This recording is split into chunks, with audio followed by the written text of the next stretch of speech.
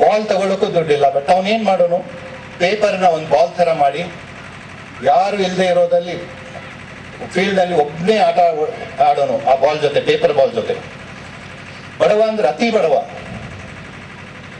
ಅವನಲ್ಲಿರೋ ಪ್ರತಿಭೆ ಇಷ್ಟೊಂದಿತ್ತು ಅಂದ್ರೆ ಅದನ್ನ ಕಂಡವನು ಪ್ರಪಂಚದ ಅತಿ ದೊಡ್ಡ ಫುಟ್ಬಾಲ್ ಪ್ಲೇಯರ್ ಪೆಲೆ, ಬ್ರಾಜಿಲ್ ನಲ್ಲಿರೋನು. ಆ ಪ್ರತಿಭೆ ಕಂಡು ಅವನ ಟ್ರೈನಿಂಗ್ ಕ್ಲಬ್ ನಲ್ಲಿ ತಂದು ಹಾಕಿದ್ದು. ಆ ಹುಡುಗನೇ ದೊಡ್ಡವನಾಗಿ ಮೆರಡೋನಾ ಅಂತ ಅರ್ಜೆಂಟೈನಾಗೆ ವರ್ಲ್ಡ್ ಕಪ್ ತಂದುಕೊಟ್ಟ.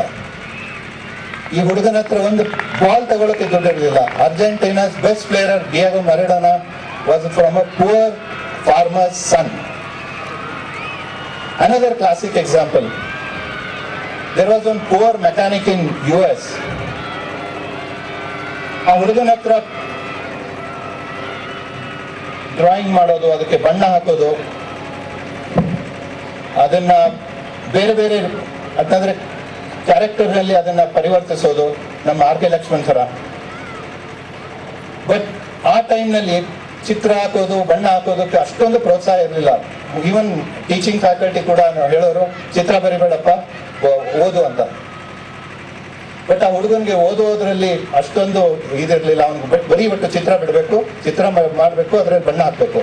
ಆ ಚಿತ್ರ ಕೂಡ ಬೇರೆ ಬೇರೆ ರೀತಿಯಲ್ಲಿ ಇರಬೇಕು. ಆ ಪ್ರಾಣಿಗಳ ತರ ಇರಬಾರ್ದು ಅಥವಾ ಮನುಷ್ಯನ ತರ ಇರಬಾರ್ದು, ಇಮ್ಯಾಜಿನರಿ ಕ್ಯಾರೆಕ್ಟರ್ಸ್ ಅಂತಾರಲ್ಲ ಆ ತರ. ಕೊನೆಗೆ ಯಾರೂ ಅವ್ನು ಪ್ರೋತ್ಸಾಹಿಸಲಿಲ್ಲ. ಅವನ ತಂದೆ ಪುವರ್ ಮೆಕ್ಯಾನಿಕ್. ಸೊ ಅಳ್ತಾ ಒಂದ್ ದಿವಸ ಮೆಕ್ಯಾನಿಕ್ ಶಾಪ್ ನಲ್ಲಿ ಕೂತ್ಕೊಂಡು ರಾತ್ರಿ ಅಳ್ತಾ ಇರುವಾಗ ನಿಂತಿರೋ ಕಾರ್ನಿಂದ ಹೊರಗಡೆ ಒಂದು ಇಲಿ ಹೊರಗಡೆ ಬಂದಿತ್ತು. ಆ ಇಲಿ ನೋಡ್ಕೊಂಡು ಒಂದು ಸ್ಕೆಚ್ ಹಾಕಿದ. ಸ್ಕೆಚ್ ಹಾಕಿ ಬಣ್ಣ ಹಾಕಿದ್ದಕ್ಕೆ ನಾನು ಅದನ್ನ ಅವ್ರ ಹೆಸರು ಹೇಳಿದೇನೆ ನೀವು ಹಿಡಿಬಹುದು. This was the sketch he made, and even today after 80 years we call Mickey Mouse. This is the boy who made this, and he built one city in Florida, and even today 20 lakh people visit to see his art, and this is the boy who made this, and even today we enjoy seeing Mickey Mouse. See, why I am telling this is, when I saw parents, I thought I should speak only to parents because kids are not there. See, there is a enormous talent in each and individual boy and a girl. Don't try to suppress and try to put your thoughts in that. ಅವ್ರಿಗೆ ಏನ್ ಇಷ್ಟ ಇದೆ ಅದನ್ನ ಮಾಡೋಕ್ ಬಿಡಿ, ಅಂದ್ರೇನೆ ಪ್ರತಿಭೆ ಹೊರಗಡೆ ಬರುತ್ತೆ ಹೊರತು ನಿಮಗೆ ಏನ್ ಬೇಕು ಅದನ್ನ ಮಾಡಕ್ ಹೋಗ್ಬೇಡಿ. ಅಂಡ್ ಡಿಸಿಪ್ಲಿನ್, ನಾವು ಹೇಳೋಕ್ ಮುಂಚೆ ನಾವು ಎಕ್ಸಾಂಪಲ್ ಆಗಿ ತೋರಿಸ್ಬೇಕೆ ಹೊರತು ಅವ್ರಿಗೆ ನೀವು ಡಿಸಿಪ್ಲಿನ್ ತನ್ನಿ ಅಂತ ಹೇಳಿ ನಾವು ಕಟ್ಟೆ ಮೇಲೆ ಕೂತ್ಕೊಂಡು ತಂಬಾಕು ತಿನ್ಕೊಂಡು ಸಿಗರೇಟ್ ಸೇರಿದ್ರೆ ಡಿಸಿಪ್ಲಿನ್ ಬರಲ್ಲ. You be an example, then you see attitude can come only with parents. Education can come with teachers. If there is an attitude problem, even if he is highly educated, he can never be successful. And if he has to be a good attitude person, personality can be built by parents. And there can be a great contribution for teachers. But we think, ಒಂದು ಒಳ್ಳೆ school, ದಮ್ಮನ್ಗೆ ಅವ್ರ office school ಕಳಿಸ್ತಾ ಇದೀವಿ, ನನ್ನ ಮಗ Narayana Murthy ಆಗ್ಬಿಡ್ತಾನೆ. No.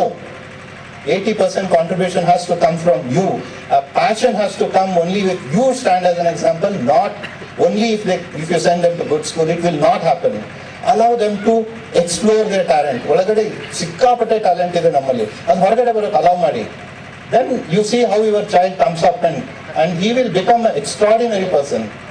I had not dreamt that I will be building an organization where 50,000 people will work, and I have IITians, I have IIMs, over 2,000 people working, and they all love to be with me. The only reason is I never interfere, allow them to do what they like.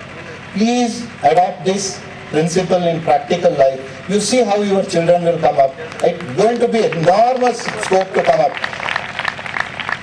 My only request is, ನಾನು ಉತ್ತರ ಕರ್ನಾಟಕದಾಗಿರೋದ್ರಿಂದ ನನಗೆ ಒಂದೇ ಒಂದು ಕೊರತೆ, ಬ್ಯಾಂಗ್ಳೂರಿನಲ್ಲಿ ಹೊರಗಡೆಯಿಂದ ಎಲ್ಲೆಲ್ಲಿಂದನೋ ಬಂದು ಜನಗಳು ಕೆಲಸ ಮಾಡ್ತಾರೆ, ಬಟ್ ಉತ್ತರ ಕರ್ನಾಟಕದವ್ರು 5% ಇರಲ್ಲ. ಪ್ಲೀಸ್ ಈ ಆಳಸಿತನ, ಸೋಂಬೇರಿತನ ಅಲ್ಲಾಡಿಸಿ ಹೊರಗಡೆ ತೆಗೆದ್ಬಿಡಿ.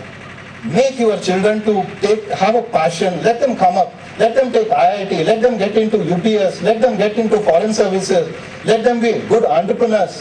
There are few entrepreneurs from our part of Karnataka. When we have so much talent and we have such a beautiful people, you will not get such straight, honest dedicated people anywhere else other than Uttar Karnataka. But only problem is we lack passion.